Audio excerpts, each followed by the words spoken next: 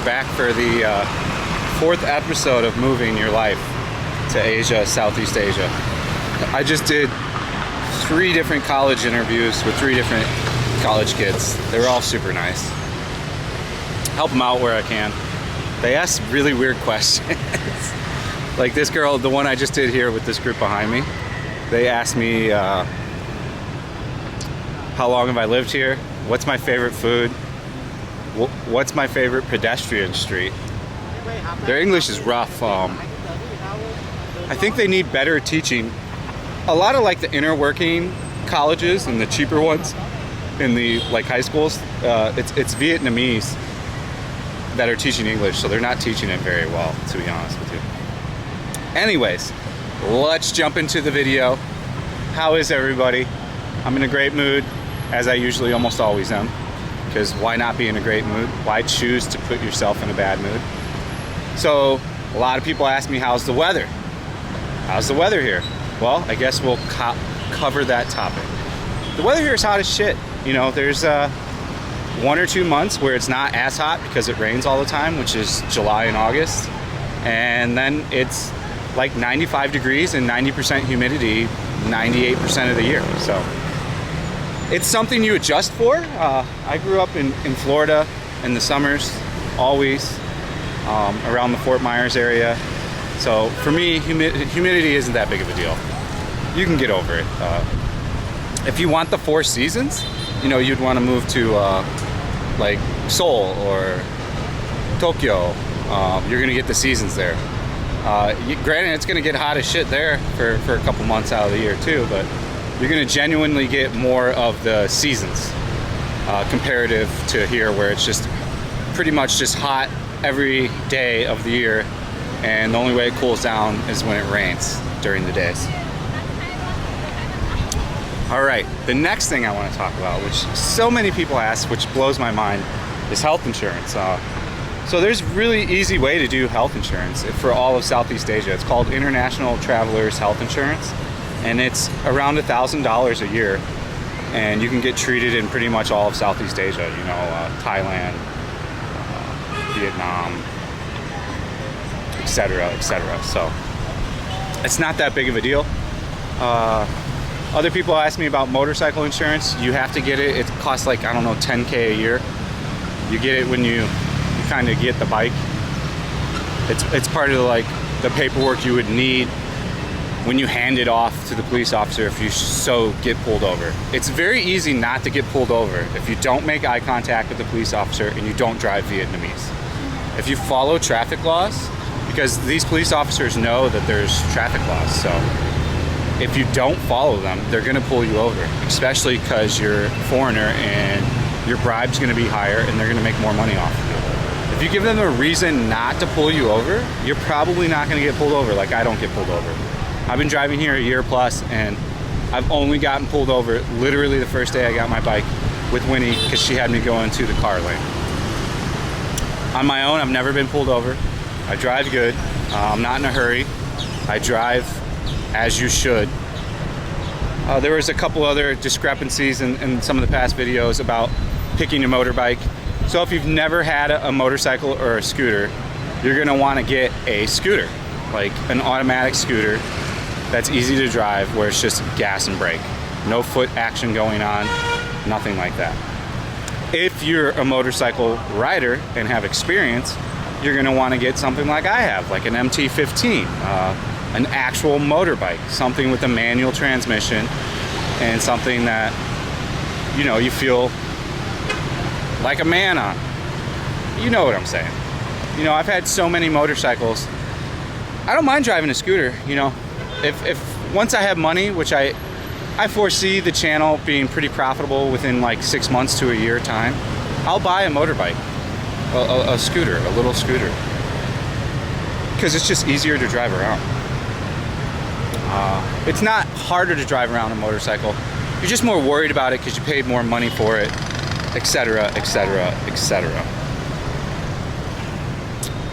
What else were the questions that people asked me that I didn't address so far? So the banking. Some banks allow you to make cash withdrawals at the teller. Some do not. My bank doesn't let me do cash withdrawals or cash deposits. I have to use the ATM, but the ATM's fine for me. Techcom has cash deposit ATM and cash withdrawal ATM, so I don't see the need to go to a teller for any kind of reason. Now, if I have a problem with the wire transfer or anything else with the account, I can go into Techcom and talk with the teller, and they'll take care of me. Let's see what else. I've stressed this before, but the visa, you want to take care of your visa situation ahead of time. You want to lock in whatever you're going to do visa-wise, so you don't have to worry about it. Once your visa's expired after a year, if you're on like a travel visa and then you're doing the renewals like every 90 days, etc., etc., it starts to get a little bit stressful, because like each place tells you something different. You can't necessarily go in and take care of it on your own. They always tell you, oh, it's only 10 or 30 days. Then the second you hire an agent that knows the bribe system, oh, you got 90 days for $265. So if I was somebody that's going to work and I'm going to work for a company, I would definitely get the job ahead of time. What do we got? Triumph here? Yeah, Triumph. You can tell by the exhaust note. Sorry. Car guy in me. But yeah, I would probably work out the job factor first. And then deciding between, so we're focusing on 3 countries. We're focusing on Korea, Japan, and Vietnam. Those are the 3 I have experience and knowledge in. And the choice of the matter would come down to, I would probably, if I had the money and the option, would have picked Tokyo first. And then I would have picked Seoul second, and then Saigon third. I knew I had to come to Saigon because, you know, I was at the end of the line in America. I was out of money. I was in debt. My company was going tits side up, you know, and I knew I had to go somewhere cheap where I could save the money. A lot of people get on my shit about my apartment and that it's too expensive. Well, hey, guess what, guys? When I rented that apartment, I still had residual income from my IT company that was coming in every month consistently. So that apartment was perfectly budgeted for me. Now, granted, yeah, it's not as budgeted as it should be, but I think the landlord's gonna work with me because, you know, rents have dropped 20 to 30% here. So that's the next topic. It's gonna be the best time ever to move to Saigon after COVID because everything's cheaper, except for restaurants. I'm talking rent. Rent is down 20 to 40% in most areas. So it's a complete renter's market when you do get here. They're gonna be more willing to do like a 6-month lease. They're gonna be more willing to just work with you as a person comparative to pre-COVID. You have to realize that Saigon in particular was blowing up. Saigon's aiming to be the financial hub of the world in the next 10 years. They want to be Singapore but greater. They want to be Hong Kong but greater. So a lot of people that come here realize that when they're here. They've gotten funny with their visas because, like I said in previous videos, they want to collect on tax money. Now, is that the greatest idea? No, because you're going to push out a lot of people that maybe not are an investor or whatever, but a lot of people that spent a lot of money. You got to realize, if a Westerner makes good money at his teaching job here, he's going to go out and spend a lot of that money.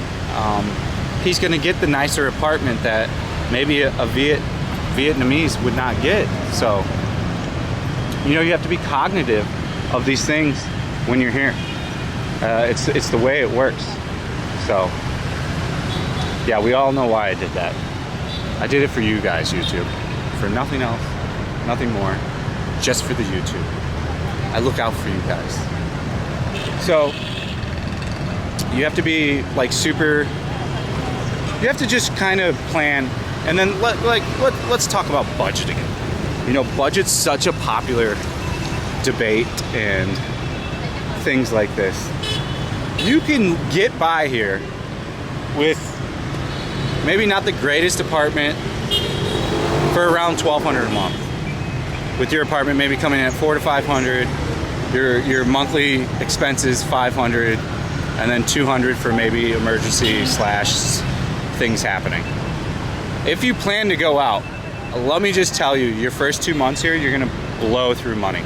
Because you're gonna wanna go out. You're gonna go wanna have fun. You're gonna go wanna do things. And you're gonna go to, like, you know, Boy Vane. You're gonna go to areas that are expensive and that can potentially drain your wallet really, really fast. So I would almost plan to spend, if you're a single dude or even a single woman looking to go out and have fun and drink, you're gonna spend 2 to 3 grand your first 2 months just on partying. Unless, like, you're super PG 13. If you're not gonna do any of that, shit, you could live pretty decently off $1,200 a month if you know you're not gonna. They're doing Instagram photos. They love those here. So I mean, yeah, I think we covered like most of the new questions people had. But like I said, for me, I really love everything about like Tokyo and Seoul. It's very easy to meet. In all 3 countries, it's super easy to meet people. I had another good day walking over here again. You know, like I just said, I had 3 different teams of college students that were very nice, come and interview me on camera. I did whatever their questions were. I answered whatever they needed to know. For the most part, you know, Vietnam's one of the nicest places I've ever been besides Japan and Seoul. And I've been to some places. I'm not trying to brag or anything, you know. Once upon a time, I was with a girl that liked to world travel, so that's often what we did.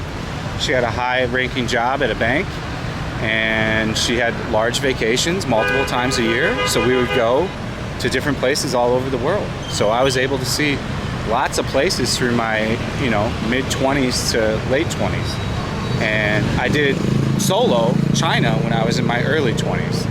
Probably about the time when Winston Serpentenza first landed in China. I was going there, you know, once a year-ish and doing 2 or 3 weeks at a time.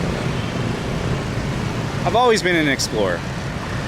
You learn the most when you travel to other places and do other things and see other cultures and accept those cultures and eat their food, sit with their people. Another big tip I would go, if you're gonna move to any 3 of these countries, start to learn the language now. Start to take an hour out of your day, block out an hour out of your day every day and go, I'm gonna learn. It's so great if you come here with the basic core 50 to 100 words. I came here with no words, and now I'm up to about like 50 or 100. Some people debate that I don't say them right, but each word in Vietnam can be said 3 or 4 different ways, depending on where you're at geographically in the country. I think I do okay. I'm not trying to claim I do well. Japanese I'm really good with. I know quite a few words. I probably know, I don't know, 200, 300 words in Japanese. I know more words than vocabulary and stuff like this, so I can string together what's happening in conversation by hearing a word I know, and then another word I know, and then just using common sense and piecing that together. So even for Vietnamese, Korean, and Japanese, I would recommend just learning words. Not learning sayings, phrases, or anything else. Because like the basic phrases like xin chào, like hello, or kim un, thank you, or dam bia, goodbye, or come on ji, come on auntie, come on older lady. These things can be learned relatively quickly when you're here and you're hearing people say it over and over and over. Yeah, right. Like, okay. So a lot of these common things you can learn by just being here and hearing who you're with immediately. Another question I got asked is how do you meet a good Vietnamese woman? I mean, it's anywhere in the world. There's no special thing to it. It's about being confident. It's about going for it and taking a shot. If you never took that shot, then how would you know that you could make it or not? It's a really simple practice in life. You just have to take the shot. If the shot sinks, it sinks. If it doesn't, then it doesn't. You can't take the wins with the losses. You've got to just go for it. And don't worry about what rejection is part of life. You know, you get rejected in all areas. I don't know why people are so scared of rejection from women. It happens. Sometimes they like you, sometimes they don't. But if you don't shoot your shot, you're never gonna know if you can even make that shot. I hope this information's helpful. I'm not an expert in any kind of way on this stuff. These are things I've learned. This is just my recommendation. There is no set playbook for this. There's probably better ways to go about all the shit I've talked about, but I'm just trying to help other people out that might be in my same scenario. I originally got inspired by like a Herald and by like a Bald and Bankrupt, and I liked what they were doing. So I don't watch much of either of their stuff anymore. I think once you get caught in one kind of thing on YouTube and you just do the same content literally over and over and over again, it becomes a bit stale. So that's why you see me on my channel. We do all kinds of different stuff, and that's always going to be the way I do it. And I don't particularly care if YouTube doesn't like that. There is no set rules to YouTube. There is no set rules to life. There is no set rules of doing one particular thing in life either. It's about what makes you happy and how you get through it and how you become good at what you're doing, essentially. And as long as you're happy in your life. So I thank you guys for watching. Leave a comment. We're going to do one more video of this series to tie up any loose ends. This was part 4. We're going to have a part 5. So I'm going to rely heavy on the comment section for what we're going to do on part 5, because I've pretty much covered it all. But I know there's going to be people asking other questions and other things.